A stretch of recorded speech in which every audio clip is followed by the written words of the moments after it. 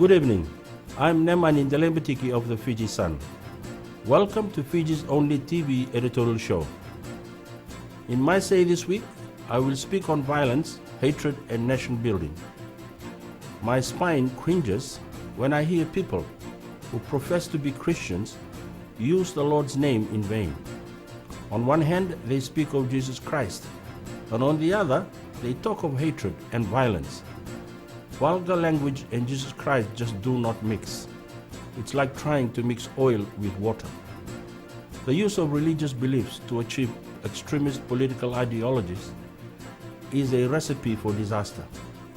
Those who know their scriptures will not put a spin on the holy words to satisfy their selfish and narrow sectional interests. But those who do not care about the welfare of the people who get hurt and are scarred for life because of their irresponsible actions. Jesus Christ preached love and peace when he lived on this earth. He taught people to forgive one another.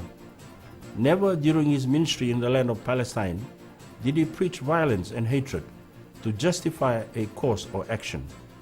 He healed the sick and made lame people walk. He restored the eyesight of the blind and hearing for the deaf. He visited the poor, the needy, and the rejects of society, those who were referred to then as untouchables. He never discriminated people. In fact, he united people. He tore down the barriers that separated them and instructed them to love one another. His own people misunderstood him and falsely accused him. He was convicted and crucified to atone for the sins of all mankind. His final act? He forgave those who conspired to inflict terrible pain and unimaginable suffering on him as he hung on the cross. Real and genuine Christians will do their best to emulate his example. It's a travesty of his standards when people use his name and do things contrary to his teachings.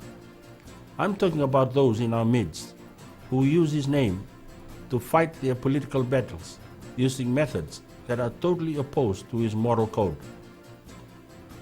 The best way to see if we are going in the right direction is to measure our standards to his.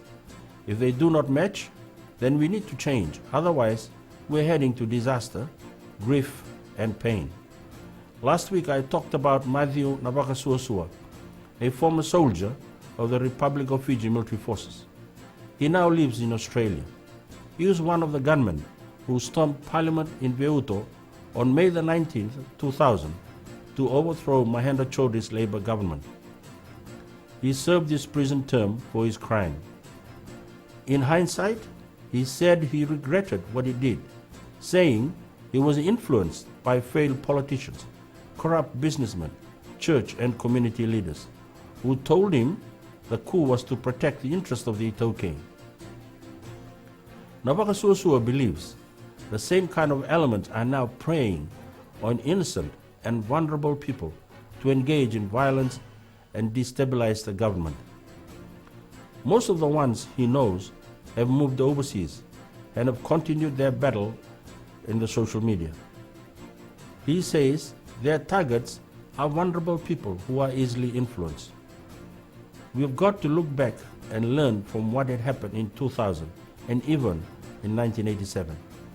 To build this nation, we must have peace and stability, and that will happen if we uphold the law and our democratic ideals. We cannot abuse our democratic rights to break the law. We need to learn from history, otherwise we are heading to another crisis. I am Neman Indelembetiki, and that was my say this week. For more of my views, you can read the Fiji Sun. See you next week.